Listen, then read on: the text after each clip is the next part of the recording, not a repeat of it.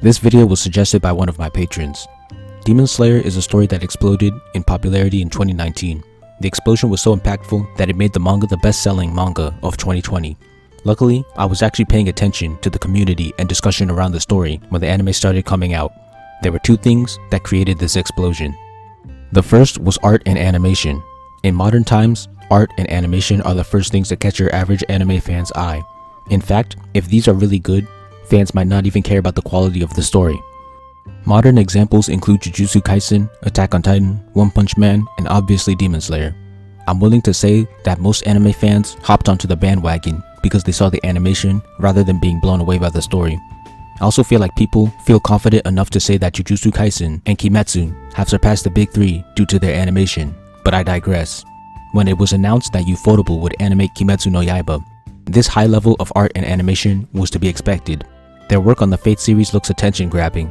Their fight scenes are animated very fluidly, sometimes even mixing in rotoscope or 3D models. This creates a lot of sakuga. The character designs have gradation everywhere, from their skin to their clothes. Their visual effects are flashy and eye-catching. There is also a common joke that the studio has an unlimited budget, though the quality of a studio's work is not always due to money. When the Demon Slayer anime came out, a lot of these details remained true. The art was very clean and nice to look at. The quality of the art rarely, if ever, deteriorated. The art also made use of different special effects to add another layer of detail and professionalism. There would sometimes be a slight glow to the characters or their weapons, which is called bloom. The animation was really good too. I believe most of the fights were animated on 2s. There was also a good amount of sakuga in nearly every important fight. The anime often made use of 3D. The main examples are when a 3D background is used, or the character subtly switched to 3D models. The fight against the Drum Demon is an example of the former, and the Arrow and Tamari Demon is an example of the latter. The anime was definitely an above-average adaptation for a Shonen Jump manga, but this wasn't enough. I watched the first episode when it came out, but then I took a break. I believe I returned around when episode 9 or 10 was the latest out. Surprisingly enough, this anime wasn't insanely popular yet. To support this claim, I'll reference another YouTube video. The Brilliance of Kimetsu no Yaiba by Hiding in Public was made on May 24th, 2019. This was made the day before episode 8 came out. Around 10 minutes into the video, he asks, "Where is everybody?" and then continues to talk about how there isn't enough buzz surrounding the anime, which I completely agreed with. I don't recall any big anime YouTubers making any videos on this until a certain event happened. This event was episode 19, Hinokami. The scene where Tanjiro first used Hinokami Kagura was what exploded this anime into popularity.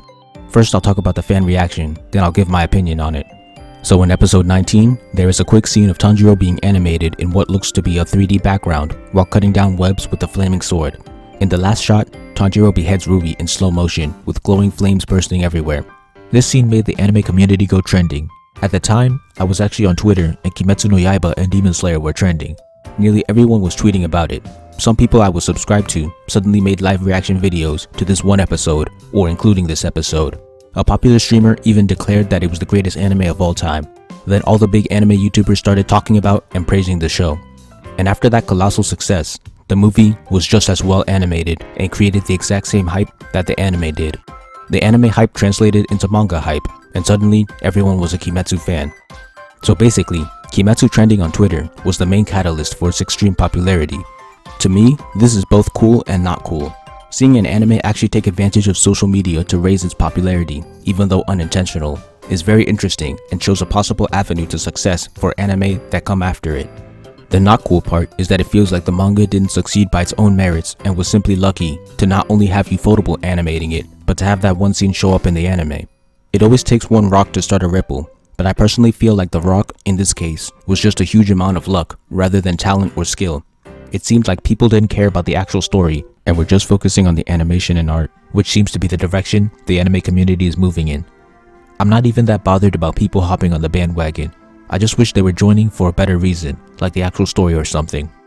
For the scene itself, I didn't even think it was that good. The part where Tanjiro was jumping around looked choppy, and as if it was animated on ones. Tanjiro's battle against the Arrow Demon looked so much better and would be what I would have expected to blow up the series. But I think it's been established that I don't usually agree with popular opinions on anime. In conclusion, Kimetsu as a franchise got so popular because of the anime adaptation of the manga being handled by a skilled studio that loves flair and said adaptation creating a scene that caught social media's attention, which allowed the conversation on the anime to spread like wildfire in this digital age.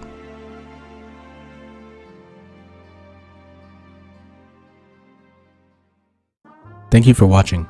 Please like, comment, share, subscribe, and check out my manga for free online. If you enjoy my content, please consider donating to my Patreon.